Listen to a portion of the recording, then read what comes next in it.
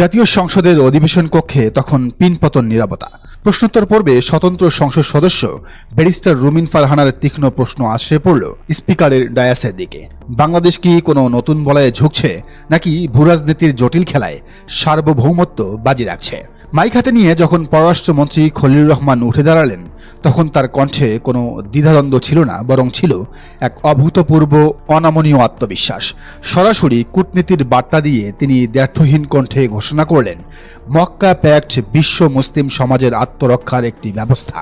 এটি আমাদের মুসলিম পরিবারের একান্ত অভ্যন্তরীণ বিষয়। এটা নিয়ে অন্যদের মানে ভারতের উদ্বেগের কোনো কারণ নেই। মক্কা চুক্তিতে যোগদানের আনুষ্ঠানিক প্রস্তাব পেলে বাংলাদেশ তা ইতিবাচকভাবেই বিবেচনা করবে, অর্থাৎ যোগ দেবে। পররাষ্ট্রমন্ত্রী যখন দৃঢ়তার সাথে উচ্চারণ করলেন যে বাংলাদেশ আর কারো তাবেদারি করবে না, কারো অঙ্গুলি হনে চলবে না, তখন পুরো সংসদ ভবন প্রকম্পিত হয়ে উঠল। দশকের পর দশক ধরে চলা নতজানু কূটনীতির দেয়াল যেন এক লহমায় ভেঙে চুরমার হয়ে গেল। ঢাকার লাল ইটের এই ভবনে রচিত হল নতুন পররাষ্ট্রনীতির এক সাহসী আখ্যান, যা স্পষ্টভাবে ইঙ্গিত দেয় যে সার্বভৌম স্বার্থের প্রশ্নে কারো দাসত্ব মেনে নেওয়ার দিন শেষ। সংসদের এই উত্তাপ ছড়িয়ে পড়েছিল আগেই। অধিবেশন শুরুর আগেই জামায়াত আমির ডাক্তার শফিকুর রহমানও ঠিক একই সুরে হুঙ্কার দিয়ে বলেছিলেন যে কোনো বহিঃশক্তির খবরদারি আর সহ্য করা হবে না। বাংলাদেশের ভবিষ্যৎ নির্ধারিত হবে এই দেশের মানুষের ইচ্ছায়। কয়েকদিন ধরে দিল্লির সাউথ ব্লক, ভারতীয় গণমাধ্যম আর তাদের এদেশীয় দোসরদের একের পর এক নেতিবাচক প্রচারণা চলছে। তাদের একটাই আতঙ্ক, বাংলাদেশ যদি সত্যি এই শক্তিশালী প্রতিরক্ষা জোটে যুক্ত হয়ে যায়, তবে বঙ্গোপসাগর আর পূর্বাঞ্চলীয় সীমান্তে দিল্লির একক আধিপত্যের কি হবে? কিন্তু সেই সব রক্তচক্ষু আর প্রেসক্রিপশনকে এক ফুৎকারে উড়িয়ে দিয়ে ঢাকা থেকে এবার ধেয়ে এলো এক চূড়ান্ত স্পষ্ট বার্তা। বিরোধী দলীয় নেতা এবং বাংলাদেশ জামায়াতে ইসলামীর আমির ডাক্তার শফিকুর রহমান দিল্লির উদ্দেশ্যে জানিয়ে দিয়েছেন সোজা সাপটা কথা। মক্কা প্রতিরক্ষা জোটে বাংলাদেশ যোগ দেবে কি দেবে না, তা একান্তই ঢাকার অভ্যন্তরীণ ও সার্বভৌম সিদ্ধান্ত। এতে দিল্লির শ্বাসকষ্টে ভোগার কোনো প্রয়োজন নেই, শ্বাসকষ্টে ভোগার প্রয়োজন নেই দিল্লি স্টারেরও। আজকের এই বিশেষ রাজনৈতিক অনুসন্ধানে আমরা দেখব মক্কা প্যাক্ট নিয়ে ভারতের এই কাপাকাপির আসল কারণ কি, কেন 2024 পরবর্তী নতুন বাংলাদেশের স্বাধীন উত্থান মেনে নিতে পারছে না দিল্লির আধিপত্যবাদী মনস্তত্ত্ব। 2026 সালের 7ই আগস্ট মক্কার পবিত্র ভূমিতে স্বাক্ষরিত হল এক ঐতিহাসিক ত্রিদেশীয় যৌথ প্রতিরক্ষা চুক্তি। সৌদি আরবের অফুরন্ত অর্থনৈতিক রসদ, তুরস্কের অত্যাধুনিক সামরিক ড্রোন ও ডিফেন্স টেকনোলজি আর পাকিস্তানের পরমাণু শক্তিধর সুসজ্জিত সামরিক বাহিনীর মেলবন্ধন। চুক্তির সবচেয়ে বিস্ফোরক ধারা, এই তিন দেশের যে কোনো একটির উপর সশস্ত্র আক্রমণ হলে তা পুরো জোটের উপর আক্রমণ হিসেবে গণ্য হবে। ন্যাটো অনুচ্ছেদ 5-এর আদলে তৈরি এই ঐতিহাসিক বলয়ে যখন বিশ্ব রাজনীতিতে আত্মপ্রকাশ করল, তখনই প্রশ্ন উঠল, এর পরিধি কি কেবল তিন দেশেই সীমাবদ্ধ থাকবে?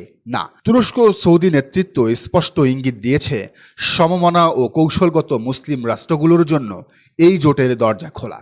আর ঠিক এই জায়গায় এসে আন্তর্জাতিক বিশ্লেষকদের দৃষ্টি গিয়ে পড়ল বঙ্গোপসাগরের কৌশলগত কেন্দ্রবিন্দু বাংলাদেশের উপর। বাংলাদেশ সরকার যখন দেশের অর্থনৈতিক সামরিক আধুনিকায়ন এবং সার্বভৌম নিরাপত্তার স্বার্থে এই মক্কা প্রতিরক্ষা জোটে যুক্ত হওয়ার ইতিবাচক সম্ভাবনা বিবেচনা করছে, ঠিক তখনই ঢাকার রাজপথ থেকে আন্তর্জাতিক ময়দানে শুরু হয়েছে আলোচনার সমালোচনার ঝড়। বাংলাদেশের এই সম্ভাব্য কৌশলগত বাগবদল দিল্লির সাউথ ব্লকের জন্য হয়ে দাঁড়িয়েছে এক চরম দুঃস্বপ্ন। কয়েকদিন ধরে ভারতীয় গণমাধ্যম এবং ঢাকার কিছু নির্দিষ্ট মিডিয়া আউটলেট মক্কা প্রতিরক্ষা চুক্তিতে বাংলাদেশের যুক্ত হওয়ার বিষয়ে একতরফা নেতিবাচক প্রচারণা শুরু করেছে। তাদের ন্যারেটিভ, বাংলাদেশ যদি এই জোটে যায় তবে তা হবে বিরাট এক কূটনৈতিক ঝুঁকি। কিন্তু এই প্রচারণার আড়ালে আসল সত্য কি? দিল্লির ভয়টা আসলে কোথায়? হিসাবটা অত্যন্ত সরল। বিগত 1.5 দশক ধরে দিল্লির একটাই কৌশল ছিল, বাংলাদেশকে একটি একক আঞ্চলিক সুরক্ষা বেষ্টনীতে বন্দী রাখা, বাংলাদেশকে আন্তর্জাতিক বিকল্প কোনো বড় সামরিক অংশীদারিত্বের দিকে যেতে না দেওয়া। কিন্তু আজ যখন বাংলাদেশ সৌদি আরব, তুরস্ক ও পাকিস্তানের মতো 3 শক্তিশালী দেশের সঙ্গে সমান্তরাল সামরিক ও কৌশলগত মৈত্রী গড়তে যাচ্ছে, তখনই দিল্লির সেই একক আধিপত্যের দুর্গে ফাটল ধরেছে। আর সেই ফাটলের তীব্র ভয় থেকেই শুরু হয়েছে এই কূটনৈতিক আর্তনাদ আর মনস্তাত্ত্বিক চাপ সৃষ্টির অপচেষ্টা। যখন ভারতীয় মিডিয়া ও তাদের অনুসারীরা এই জোট নিয়ে বিভ্রান্তি ছড়াচ্ছিল, ঠিক তখনই দৃশ্যপটে এসে হাজির হলেন জামায়াত আমির ডাক্তার শফিকুর রহমান। তিনি সরকারের এই স্বাধীন ও কৌশলগত চিন্তাকে অকুণ্ঠ সমর্থন জানিয়ে এক ঐতিহাসিক ও ক্ষুরধার বক্তব্য তুলে ধরলেন। তিনি দ্ব্যর্থহীন ভাষায় পরিষ্কার করে দিয়েছেন, মক্কা প্যাক্টে যোগদান বাংলাদেশের একান্ত নিজস্ব বিষয়। দেশ ও জাতির প্রয়োজন এবং জাতীয় স্বার্থে বাংলাদেশ কোনো সিদ্ধান্ত নিলে তাতে অন্য কারো শ্বাসকষ্টে ভোগার বিন্দুমাত্র প্রয়োজন নেই। ডাক্তার শফিকুর রহমানের এই বক্তব্যের প্রতিটি শব্দ যেন দিল্লির সাউথ ব্লকে গিয়ে আঘাত এনেছে। তার বার্তার নির্যাস অত্যন্ত স্পষ্ট ও সাহসী।